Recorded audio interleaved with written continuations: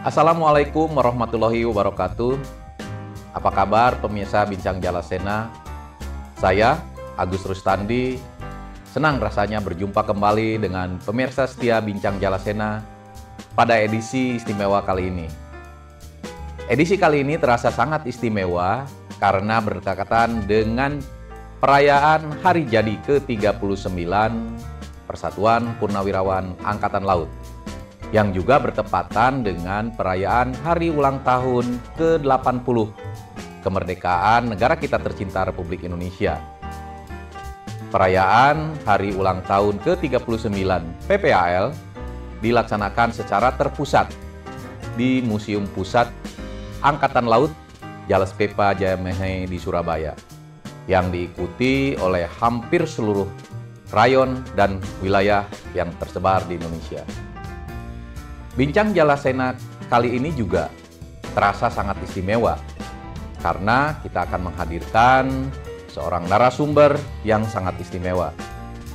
Beliau selain pernah menjabat sebagai Kepala Staf Angkatan Laut yang ke-27, beliau adalah Panglima TNI ketiga dari Matra Angkatan Laut, dan saat ini beliau menjabat sebagai Ketua Umum PPAL masa bakti 2025-2028.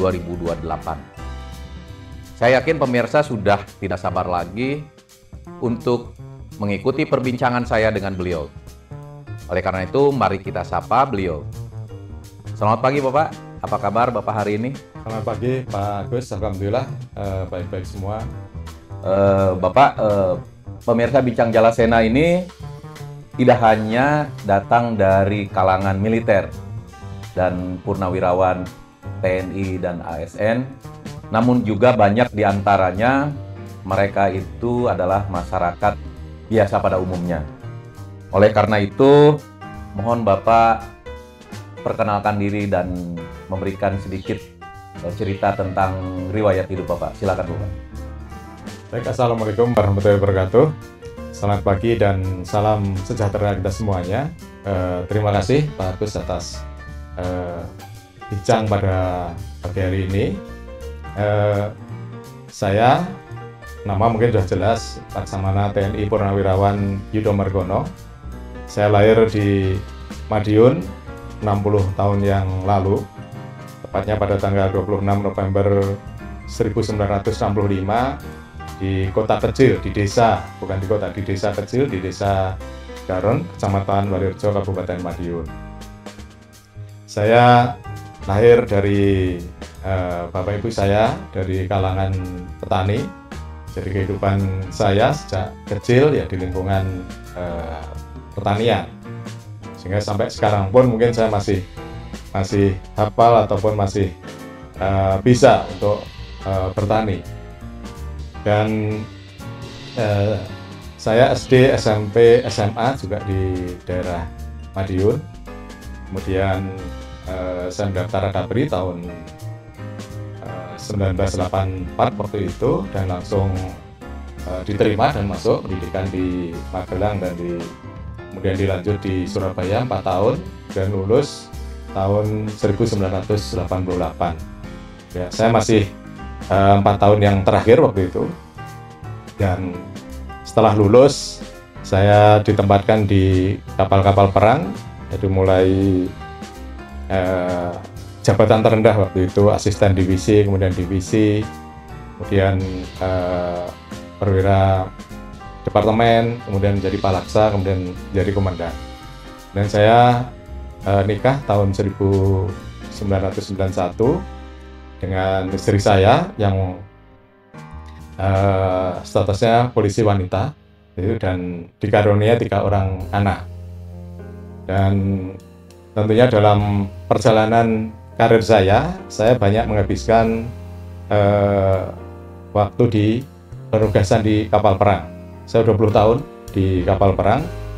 Jadi mulai tadi yang saya sampaikan, jabatan asisten divisi sampai komandan kapal. Saya pernah mengomandani 3 kapal, dan pada jenjang berikutnya juga karir saya meningkat jadi komandan pangkalan, jadi komandan satuan kapal, sampai menjadi komandan pangkalan utama, kemudian menjadi kepala staf armada, kemudian Pangkodir Lamil, Pangarmada, Pangkogapilhan, sampai kepala staf Angkatan Laut, dan terakhir menjadi Panglima TNI. Nah, tentunya dalam perjalanan karir selama 35 tahun, banyak sekali hal-hal yang kita lalui. Tentunya ini menjadi kenangan yang menggembirakan bagi saya, bisa selesai ataupun mengakhiri sampai purnawira, sampai pangkat maksimum. Tentunya ini menjadi kebanggaan juga, saya bisa berkarir di Angkatan Laut sampai selesai, dan alhamdulillah begitu saat ini saya ditunjuk masih untuk menangani purnawirawan Angkatan Laut. Tentunya ini amanah yang harus saya laksanakan, dan mudah-mudahan saya bisa, kalau orang Jawa bilangnya ngemong para purnawirawan ini dengan baik, tentunya sesuai dengan visi misi yang diemban ataupun ADRT-nya Persatuan Purnawirawan Angkatan Laut. Kalau tadi Bapak menceritakan bahwa Bapak itu latar belakang keluarga Bapak, orang tua Bapak itu adalah petani. Kira-kira apa yang melatar belakangi Bapak itu ingin daftar ke Taruna Akabri waktu itu? Ya, waktu itu memang sejak kecil saya menjadi dilatih, dididik, ya karena lingkungannya adalah lingkungan petani, sehingga tahunya ya bertani. Karena kehidupan bertani ini kan menanam padi, kemudian kadang-kadang menanam kedelai, kemudian menanam tebu. Hasilnya juga digunakan untuk menyambung hidup anak-anaknya.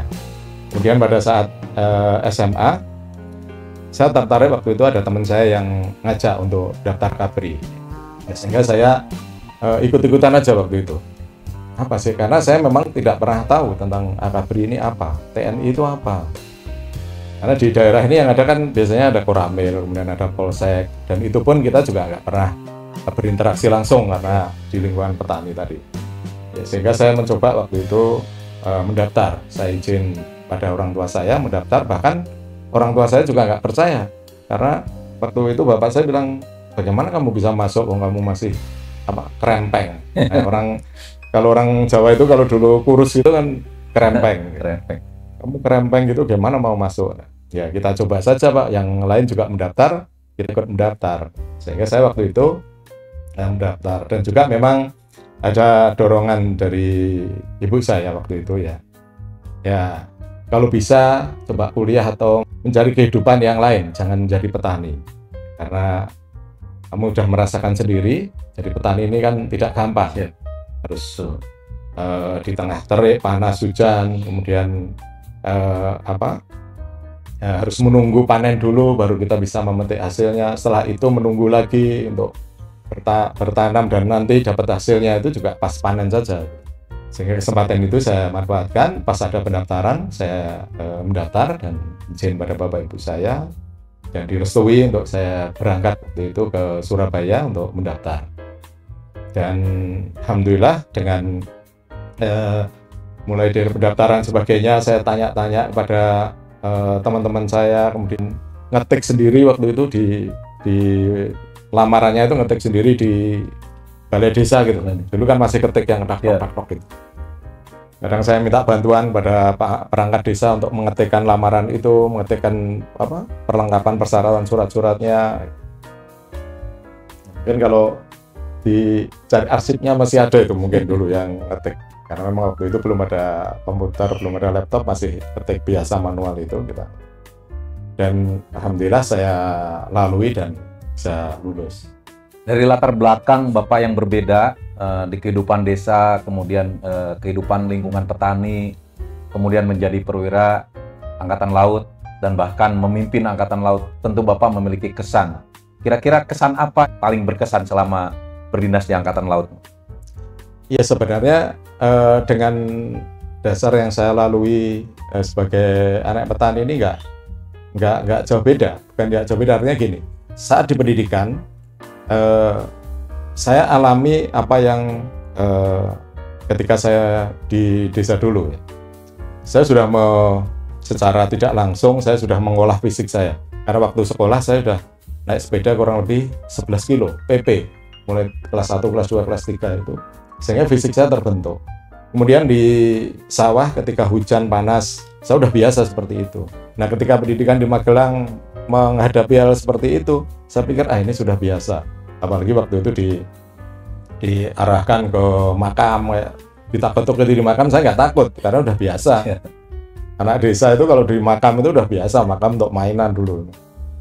Nah, kemudian bagaimana memimpin anak buah, ya tentunya waktu itu Bapak Ibu saya juga pernah banyak mempekerjakan buruh tani saat tanam dan sebagainya, dan banyak juga bergaul dengan kalangan bawah. Nah, disitulah saya diberi pesan pada ibu saya, istilahnya jangan mentang-mentang sama orang bawah, bahwasanya kamu bisa seperti itu karena ada pekerja itu orang bawah. Nah, saya terapkan waktu itu ketika saya memimpin mulai dari beradivisi, berdepartemen sampai komandan.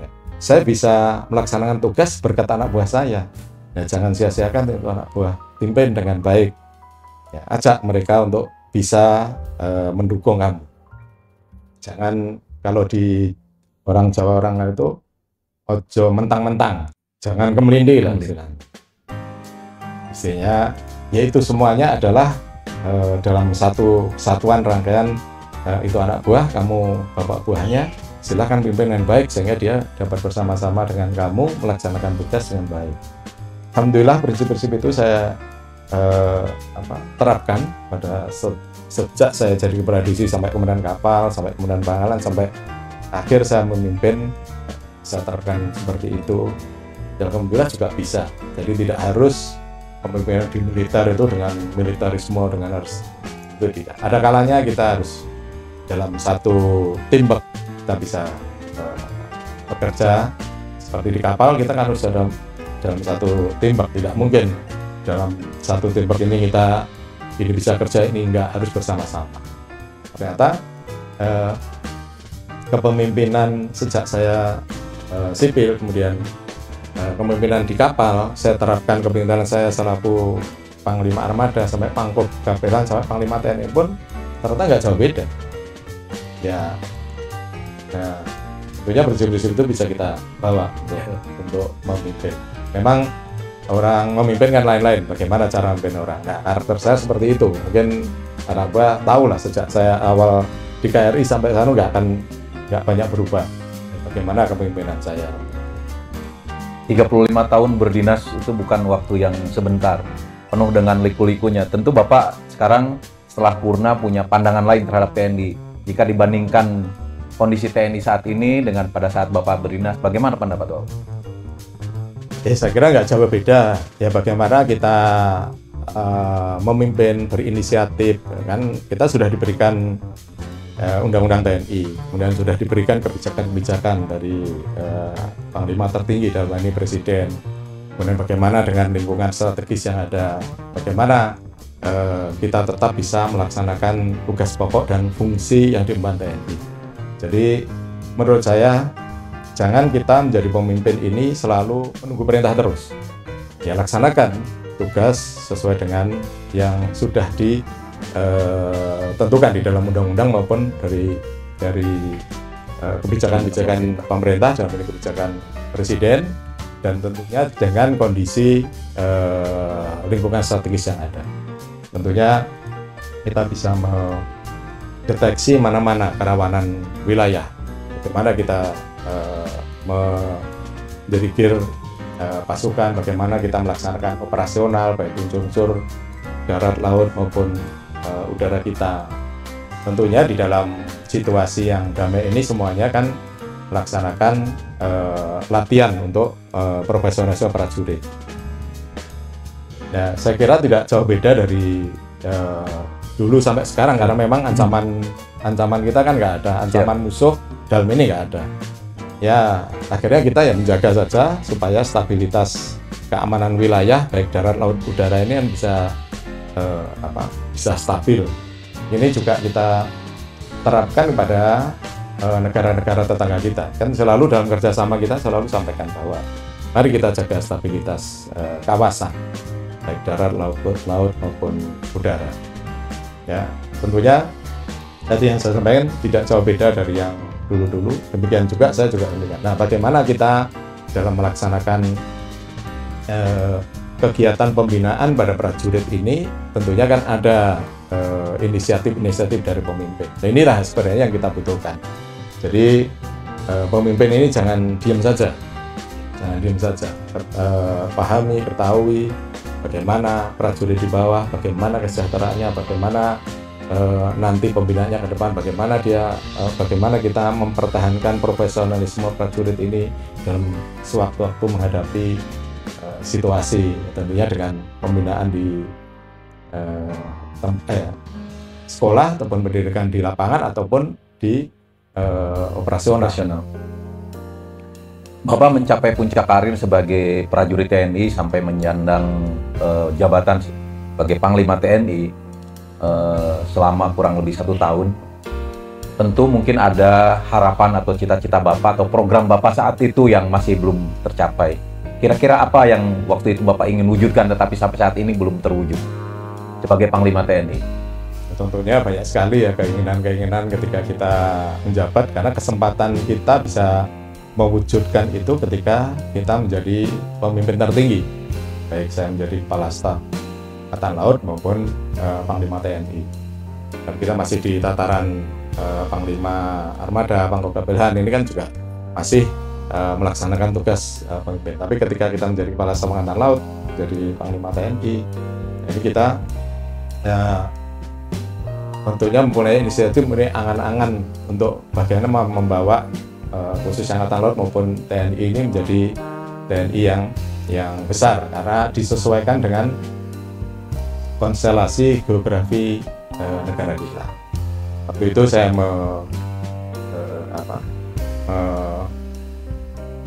mempunyai cita-cita waktu supaya Angkatan Laut ini bagaimana bisa besar.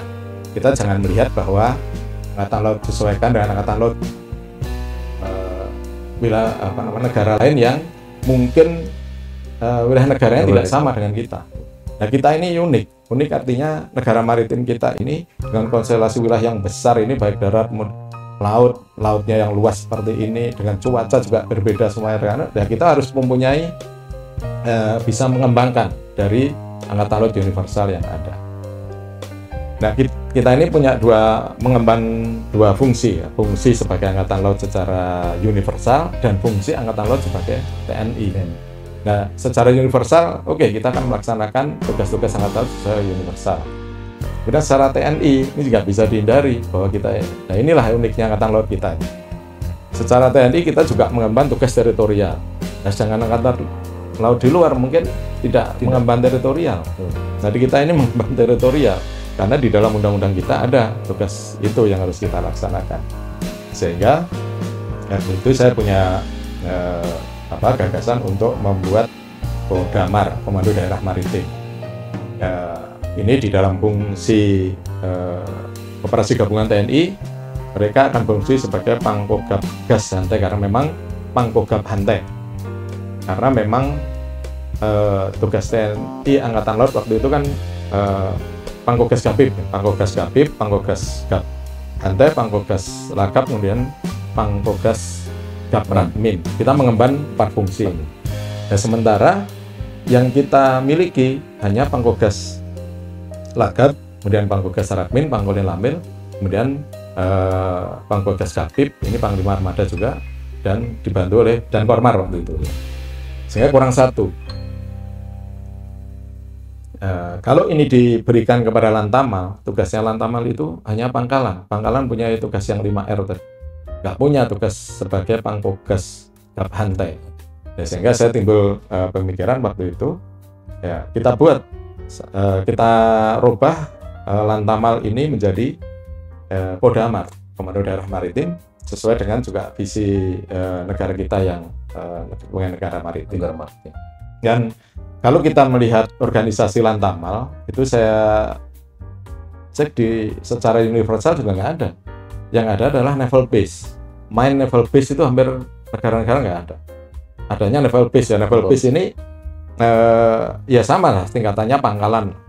Nah, kalau di kita kan ada pangkalan Lantamal itu adalah yang utama, kemudian pangkalan tipe B, tipe C, tipe D. Padahal organisasi Lantamal itu sudah merupakan organisasi satuan operasional karena ada Wadan, kemudian ada Asintel, Asop, Aslop, Aspotmar dan sebagainya. Kenapa enggak ini kita rubah aja sebagai Kotama? Alhamdulillah baru kemarin ya, terwujud disetujui menjadi dan Kodaeral ya, dan Kodaeral. Ya, itu mungkin nantinya menjadi cikal bakal bahwa Angkatan Laut akan memiliki Panglima Komando Daerah. Ya, karena memang tadi daerah kita lain dengan daerah Malaysia, daerah Singapura, daerah ini lain semuanya. Makanya kita harus memiliki itu.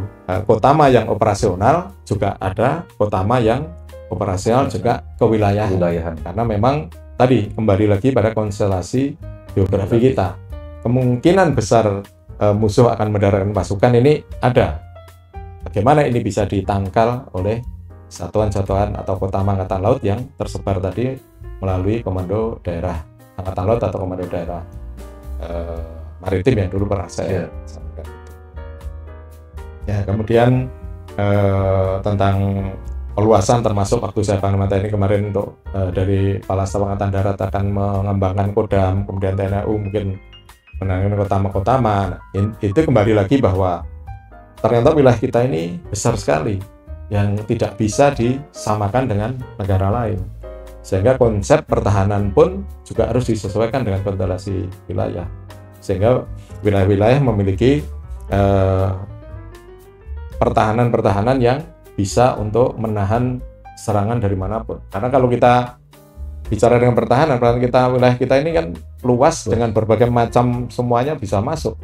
Dari wilayah mana saja bisa masuk, baik melalui udara, melalui laut, bisa. Nah, makanya pertahanan kita juga harus meluas. Nah, kita akan menggeser pasukan dari Jawa ke Timika saja, ini kan butuh waktu lama, seminggu.